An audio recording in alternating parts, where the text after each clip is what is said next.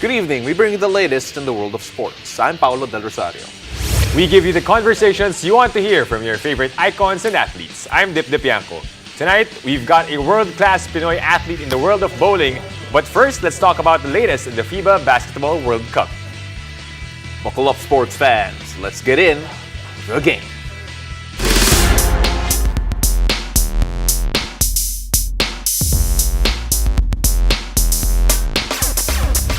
Well, the final 12-man roster of Team USA is set in stone, and NBA stars are headlining Steve Kerr's lineup for the biggest basketball event of the year. Now, joining us tonight to break down the big names is basketball analyst, NBA high post and resident Tito of the studio, Mikey Reyes. Mikey, kamusta? Kala ko ako yung world-class athlete na meron wins sa show eh. Close. So, best in, pwede Manila class athlete. Best in Reliance. Ito, the lineup is out. Yeah. No necessarily big star names. Pero lahat sila promising. We're gonna bring up the lineup in just a bit. You take a look at yung team as a whole. Ano masasabi mo sa grupo na dadalhin ni Coach Steve Kerr? Parang feeling mo, it's a group of guys that you're looking at 5-10 years from now, no? That will join the Team USA because of how young they are. The youth is there. Obviously, the energy is there. And it's true that walang big names, no LeBron James, Steph Curry, those guys that we're used to seeing. But these guys have something to prove eh. So, yun yung pwede mo ma-expect sa kanila. Walang ano yan. Kumbaga, it's not that type of Team USA that they come in, they know they're gonna dominate. These guys are out to prove something and they want to really keep their foot on the gas pedal if they have to. Right. Obviously, none of these guys have had experience with the World Cup. Pati Olympics before. Nabanggit mo nga, Mikey, parang ito yung mga guys na years from now, dun pa lang sila dapat maglalaro eh. But who do you see based on this lineup na talaga mag-step up for Team USA? Well, Anthony Edwards, I feel like he's the one that we're all looking to in terms of scoring, that we can expect that he was gonna, ball out, especially in the international scene. But when you talk international, parang si Brandon Ingram, pasok yung laro niya. He could be that mellow type. USA Melo was a beast. And he could be that type. And Kevin Durant as well. Parang ganun yung mold ni Brandon Ingram. Because in the international game, you want the height, the build, the length, and also, of course, the skills. So the team was created or at least put together by a certain guy named Grant Hill. For the younger ones out there, i-google nyo please. Grabe yung mga highlights niya. You take a look at the fact that again, no Olympic experience, no World Cup experience. But is this for you? Parang tryout na to eh. For the Olympic team. Do you think that that's how they're looking at this as well? Pwede, because you want the young guys to be part of the Olympic team. Usually naman when you throw the Team USA in the Olympics, you have vets and then you have the young guys that these are the future guys that you're going to use when the time comes. So for sure, there's going to be some type of tryout within this World Cup, especially for the guys that, you can fill into those holes na pag nabuo mo na yung totoong Team USA come the Olympics. So it's going to be an exciting one for sure. And in Mo, we're gonna watch them and we're gonna see how they're gonna run the floor, diba? I'm sure fast-paced tong team na to. Right now, some of them are enjoying the Summer League pa, diba? Yeah. Yung ibang countries nagpe-prepare Buti pa sila nag-enjoy ng Summer League eh. Kami hindi kami nag-enjoy eh. On tour naman eh. FYI. Well, bakit kaya? Bakit tayo hindi nag-enjoy? Hindi na naman pinasok kanina eh. Joke lang. So yung training camp nila, ibang topic pa natin yan. Ibang body pa yung pag-usapan. Iba pa pala yan. Gagawa tayo ng magic. Nadala ko. Pero may picture siya with the trophy. Just so you know, pwede nyo i-google yun. So the training camp of USA will start in August. But do you think this is enough time for them knowing that these are young guys, but they're led by champion coach na si Steve Kerr and of course assistant coaches Eric Spoelstra, Tyronn Lue, and Mark Hughes? I don't know why they can't start right away. Some of them are playing in the Summer League, diba? And they're playing in their mother teams. But somewhat, pwede bang hilahin na ipailan-ilan lang naman yun na naglalaro sa Summer League. So might as well just start training already. Yan ang lamang ng gilas. Diba? 2 months na tayo nag-ensayo. Lamang tayo kay na Steve Kerr. Pero hopefully they could start right away because other teams, other countries now are really at the top of their game. And it's funny because this is the time pa na medyo bumata yung team mo when sobrang lumalakas na yung ibang countries compared to recent years. 7th place sa 2019 FIBA Basketball World Cup in China. Over, under, do you think itong Team USA will finish above 7th or below 7th? That was a team crazy. with Jaylen Brown, Donovan Mitchell. Sila na yun, and they still were not able to get it. I think over naman. I think over naman. I mean, obviously you have the Serbias and those teams. Greece, maybe if Giannis will play. Pero I think top 7 in the world, Pang 6 yung Gilas eh. So 7 sila. 7 sila. Sorry, tinataas ko ba yung Loyalty. Masyado credible ka sana eh. No? Pero Mikey, maraming salamat. Really appreciate all of that. We're gonna have you here a lot more to talk about the FIBA Basketball World Cup. Thank you. And on that note, come and watch the best basketball players in the globe and cheer them on live inside the venues. The FIBA Basketball World Cup 2023 Single Game Pass is now available for as low as 499 pesos. Get your tickets at SM Tickets, Ticketnet, or via philippines-ticketing.worldcup.basketball. And after the break, we'll shift gears and put the spotlight on a Filipino rising star in Tenpin Bowling. Stay tuned. You're watching The Game.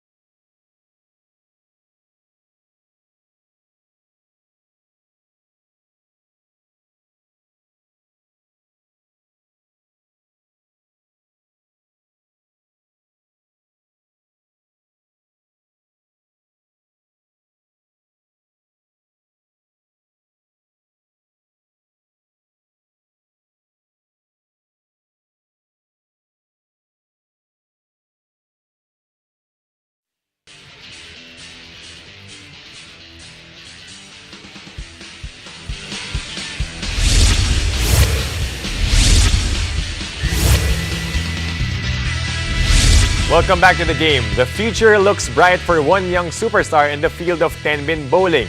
Zach Ramin won the country's first title in the Singapore International Open. Let's find out more about his story as Zach Ramin joins us on the show. Zach, welcome to The Game. Good evening po. Right, Thank Zach. you for inviting me here. Thank you for joining us tonight, Zach. Of course, at 17 years of age, you won the Singapore International Open, becoming the first and only youngest Filipino male bowler to win the competition. How did you achieve this feat? Can you tell us more about your preparations for this tournament? I mean, I was training several weeks before the competition, and right before the competition, there was a Philippine Open. So I was able to test my skills against those big seniors, all of the veteran bowlers, and I was able to pull out the win. I wasn't expecting it myself, but I've been working hard on the lanes and off the lanes to make it happen. So Zach, you're telling us that you didn't expect to win it all, but then are you surprised? Did you surprise yourself really with the way that you performed here, or was this something that you could do when you would train and then finally translate it to competition for the first time? When I train, obviously I can put up big scores, but I mean, like for me, I don't expect myself to do it against one of the best in Asia and in the world, and it's just because the pressure that's really put on during a tournament is just next level, and being able to carry it out in one of the biggest stages that I have been on so far is just really crazy. Well, Zach, if you could let us know, when did you feel that you had a chance to do something special in the Singapore Open? Because I'm sure there was a moment wherein you suddenly felt that, oh my goodness, I can take home the chip here. I mean, it was definitely nearing the last two games of the Masters as I was catching up to the leaders, to the older players that were bowling well like throughout the Masters. And when I won that first step ladder match against a PBA pro, he plays professionally back in the US. And when I won that first match, I was surprised, and I was just like, oh my gosh, I'm just two more matches away from the title. It's just like I'm just so close already. Can I just say, Dip, when he mentions a PBA pro, we're talking about a pro bowling athlete, not a Philippine Basketball Association athlete. Hindi po si Junmar Fajardo yung nag-bowling. Sa bowling yung pinag-usapan ni Zach. All right.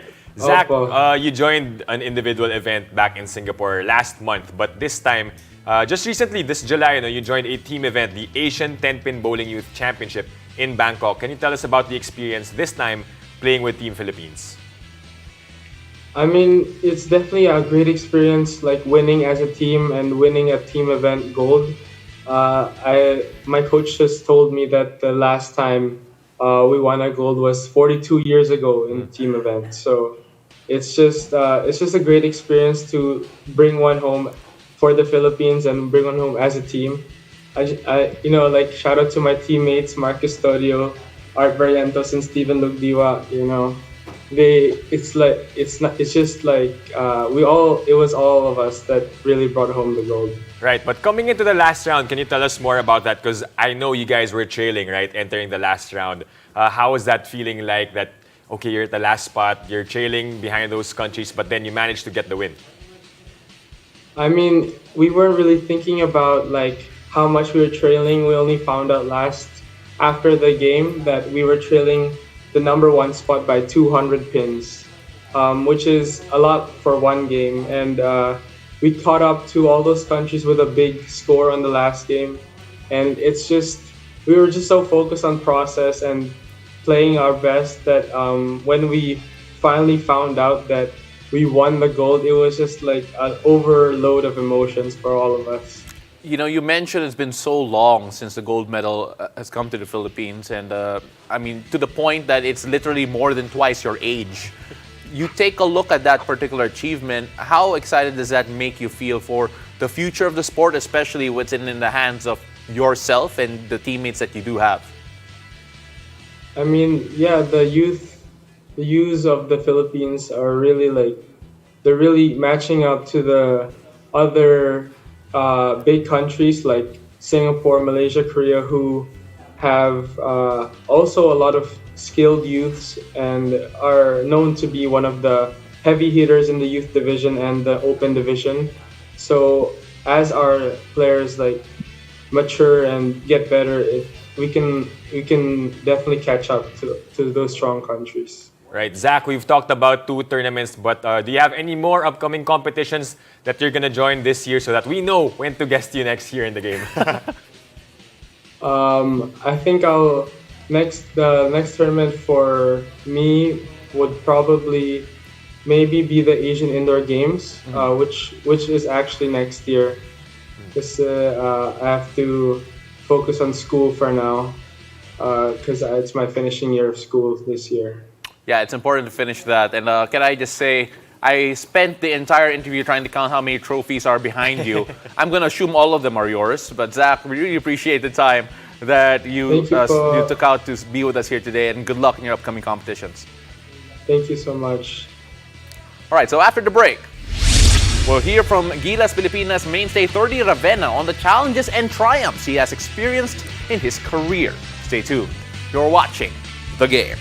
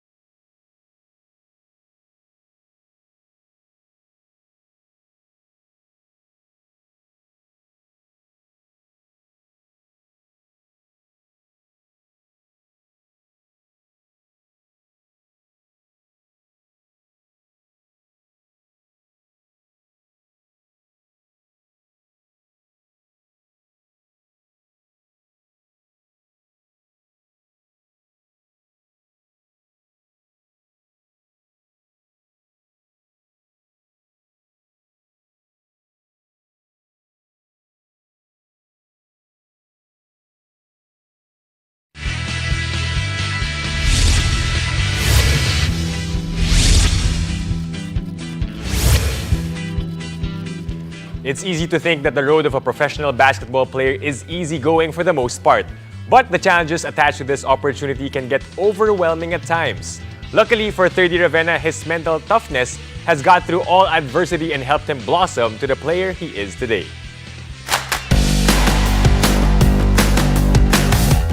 30 Ravenna's goal in his professional basketball career is simple: to be the best player that he could possibly be. It's something that's never been done before, so it's very enticing for me. That's who I am as a person. I always strive to be different, and I always try to do challenging things. To just be the best version of myself, to challenge myself in the best way possible. And now his hope is that this quest also involves playing in the FIBA Basketball World Cup against the very best ballers out there. I don't think commitment will never be an issue as long as I'm healthy, and that's how it's gonna be, I guess, for the rest of my career. Ravenna has always been unafraid to blaze a trail. Young Filipino players going overseas was never quite the norm until he made it so. In-announce ko na I had offers from different countries. Tapos, it just so happened na yung Japan media na pick up nila, and then they, posted it, and it got a lot of teams' attention, especially when they compared me to Yuda Ibaba. Yun yung lumabas dun sa article eh. So, dun ako nagkaroon ng offers, and I just took it. Japan wasn't so far from the Philippines. That's why I also thought na okay siyang starting point for my professional career. Playing abroad has its ups and downs. As a young guy exploring a new country and a new culture, it's undoubtedly fun. But as a son and a brother with a deep connection to his family, it could get tough at times as well. Luckily for Ravenna, he did not have to wait all that much for his brother and other Filipino basketball players join him in Japan. Nung una, mas mahirap kasi nga lockdown. So literal na 10 months ako nasa Japan with no window. That was pretty hard for me. With no one to visit me, kahit sinong pamilya bawal pumunta sa akin. But then, the next year, kahit lockdown pa rin yung Japan, marami ng Pinoy na pumunta. And to have my brother play in the same league as me, and to be not so far away, parang 2 hours lang siya sa akin, it felt more like home. To see a lot of Filipinos play in the B League, lalo na pag magkakalabang kami. The night before the game, automatic yun, magkikita-kita kami, kain, catch up, know how everybody's doing. And yun, until now, finally, bukas na in Japan, it's so much easier for people to come in and out. So, it's a great opportunity na, alam mo yun, hindi ka masyadong naho-homesick because of the Filipinos that are there, especially with my brother. While many fans want to see Ravenna play in the PBA, he wants them to understand that his link to the Philippine brand of basketball will never be severed. Yes, he might be playing overseas, but he always represents Filipino basketball culture. I guess it's really for the bigger picture, the greater purpose kung bakit ba ako nagbabasketball. It's about honor, it's about being able to represent not just myself, but the country and wherever I'm playing. Kasi ganun na yung ginawa ko kahit hindi ako gilas nun. Just being in Japan as the only Filipino, it also kind of feels like you're representing the country. Parang hindi mo lang iniisip na pag nakita nila ako mag-basketball, hindi nila sinasabi, oh, Teddy Ravenna as a player. They think of me as that Filipino player in Japan. So, automatic nakikita nila yung Philippines sa akin pag naisip nila ako. So, I know that, I see that, and I do my best to represent the country in any way possible. With the B League always taking breaks for FIBA windows, Ravenna always has time for Gilas, and he's not the type of player who would say no to an invite. But when the national team calls, even if kunwari ito na lang yung oras namin para sa pamilya namin, I don't think, I'd ever turn it down kasi mahal na mahal ko yung bansa. That's the highest honor of basketball for me. Now that the World Cup is coming up, Ravenna is hoping that all the times he said yes and all the work he has put in would lead to this once-in-a-lifetime opportunity. We're in the Philippines for the World Cup. It's a once-in-a-lifetime event for us. I don't know if I'm still gonna be alive to see that day na magkakaroon ulit ng World Cup sa Manila or anywhere in the Philippines. But now that I'm in good shape, I would say to play in that World Cup na may kahit sobrang nipis na chance to make it, I would take it any day, even if it means, working through the summer na dapat nagpapahinga ako. And even if it ends right before our season another 9-month season would start without any rest, I would still take that chance kasi when else, diba? So it's very special to me. It's gonna be in home soil with millions, tens, or maybe 100 million people watching the whole event. So very excited, I guess. Carlo Pamintuan from Kaunas, Lithuania.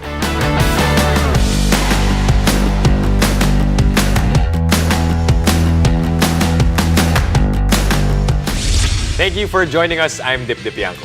Catch us weeknights here on One News, One Sports, and One Sports Plus. I'm Paolo Del Rosario, and this has been The Game.